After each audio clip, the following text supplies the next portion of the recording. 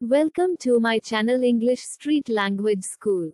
मैं हूँ रूबिना, आकाश की असिस्टेंट, और आज हम सीखेंगे future indefinite tense. Future tense का अर्थ है भविष्य काल होता है।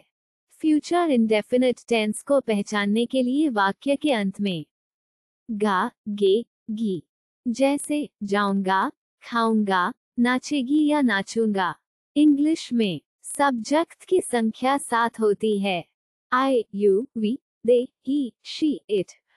सब्जेक्ट को 2 भागों में बांटा गया है, सिंगुलर और प्लूरल में, लेकिन यहाँ आई और वी के साथ हेल्पिंग वर्ब शैल यूज करेंगे और दे, यू को सिंगुलर सब्जेक्ट के साथ शामिल कर दिया है, जो हैं सिंगुलर सब्जेक्ट हैं ही, शी, इट या किसी का नेम।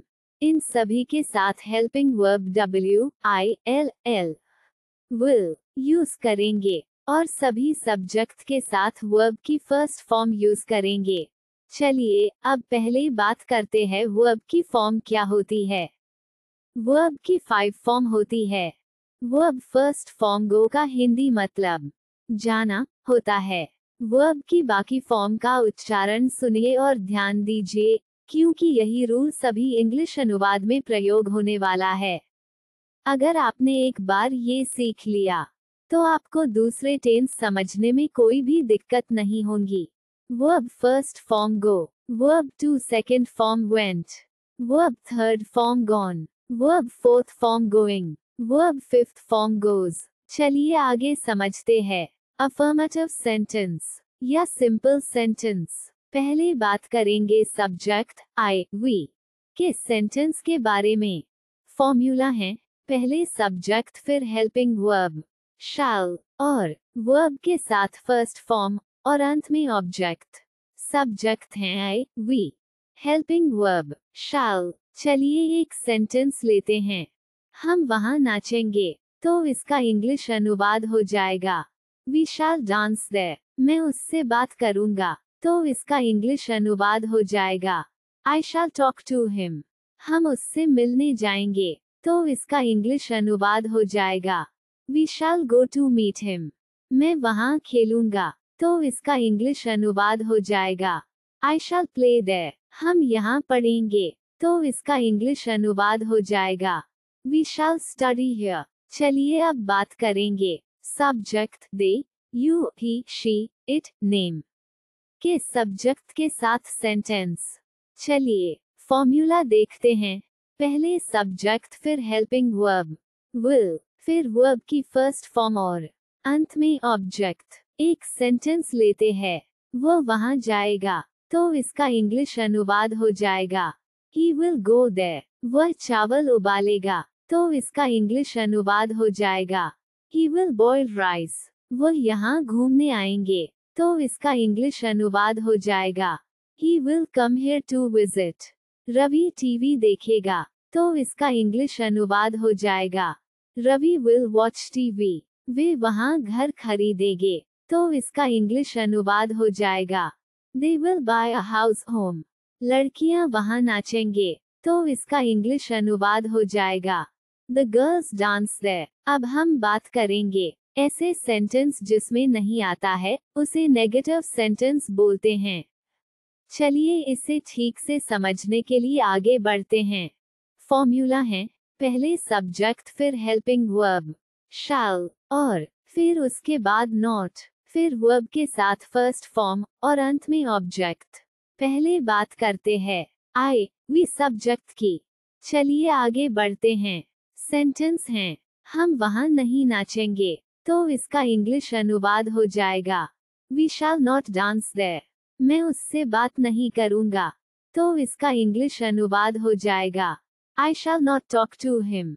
हम उससे मिलने नहीं जाएंगे, तो इसका इंग्लिश अनुवाद हो जाएगा we shall not go to meet him.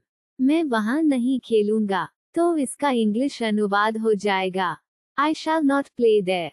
हम यहाँ नहीं पढ़ेंगे, तो इसका इंग्लिश अनुवाद हो जाएगा we shall not study here. चलिए फॉर्मूला देखते हैं। पहले सब्जेक्ट फिर हेल्पिंग वर्ब विल, फिर वर्ब की फर्स्ट फॉर्म और अंत में object. Subject you, they, he, she, it, name. चलिए एक सेंटेंस लेते हैं। वह वहां नहीं जाएगा, तो इसका इंग्लिश अनुवाद हो जाएगा He will not go there।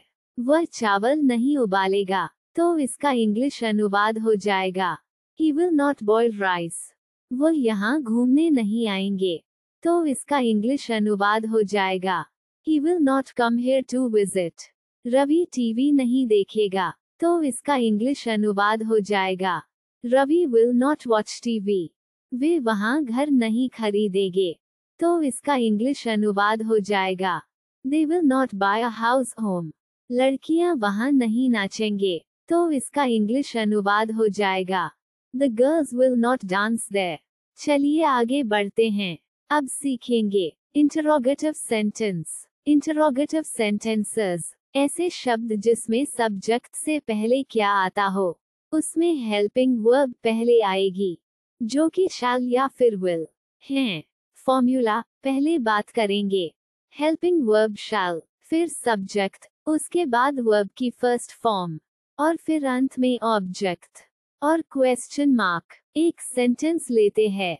क्या हम वहां नाचेंगे, तो इसका इंग्लिश अनुवाद हो जाएगा Shall we dance there। क्या मैं उससे बात करूंगा, तो इसका इंग्लिश अनुवाद हो जाएगा Shall I talk to him। क्या हम उससे मिलने जाएंगे, तो इसका इंग्लिश अनुवाद हो जाएगा Shall we go to meet him। क्या मैं वहां खेलूंगा, तो इसका इंग्लिश अनुवाद हो जाएगा Shall I play there। क्या हम यहाँ पढ़ेंगे, तो इसका इंग्लिश अनुवाद हो जाएगा Shall we study here। चलिए अब बात करते हैं will के साथ यूज होने वाले सब्जेक्ट के बारे में। फॉर्मूला पहले हेल्पिंग वर्ब will, फिर सब्जेक्ट, उसके बाद वर्ब की फर्स्ट फॉर्म और ऑब्जेक्ट क्वेश्चन मार्क। एक सेंटेंस लेते हैं। क्या वह वहां जाएगा, तो इसका इंग्लिश अनुवाद हो जाएगा Will he go there। क्या वह चावल उबालेगा, तो इसका इंग्लिश अनुवाद हो जाएगा Will he boil rice। क्या वह यहाँ घूमने आएंगे, तो इसका इंग्लिश अनुवाद हो जाएगा Will he come here to visit। क्या रवि टीवी देखेगा, तो इसका इंग्लिश अनुवाद हो जाएगा Will Ravi watch TV। क्या वे वहां घर खरीदेंगे, तो इसका इंग्लिश अनुवाद हो जाएगा Will they buy a house home। क्या लड़कियां वहां नाचेंगे, तो इसका इंग्लिश अनुवाद हो जाएगा Will the girls dance there। अब हम बात करेंगे ऐसे सेंटेंस जिसमें सब्जेक्ट से पहले और हेल्पिंग वर्ब से पहले WH फैमिली आती है। एक नजर WH फैमिली पर डालते हैं। Why, when, what, where, which, whose, who, how, whom। अब बात करेंगे फॉर्मूला की। फॉर्मूला सबसे पहले WH की फैमिली, फिर हेल्पिंग वर्ब shall, उसके बाद सब्जेक्ट और फिर वर्ब की फर्स्ट फॉर्म, अंत में ऑब्जेक्ट। दोस्तों, क्वेश्चन वर्ड सेंटेंस में क्वेश्चन मार्क जरूर लगाए। चलिए आगे बढ़ते हैं। एक सेंटेंस लेते हैं WH फैमिली का। हम वहां कब नाचेंगे, तो इसका इंग्लिश अनुवाद हो जाएगा When shall we dance there। मैं उससे बात क्यों करूंगा, तो इसका इंग्लिश अनुवाद हो जाएगा Why shall I talk to him।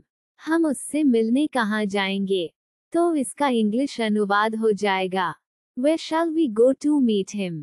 मैं वहां क्या खेलूंगा, तो इसका इंग्लिश अनुवाद हो जाएगा What shall I play there।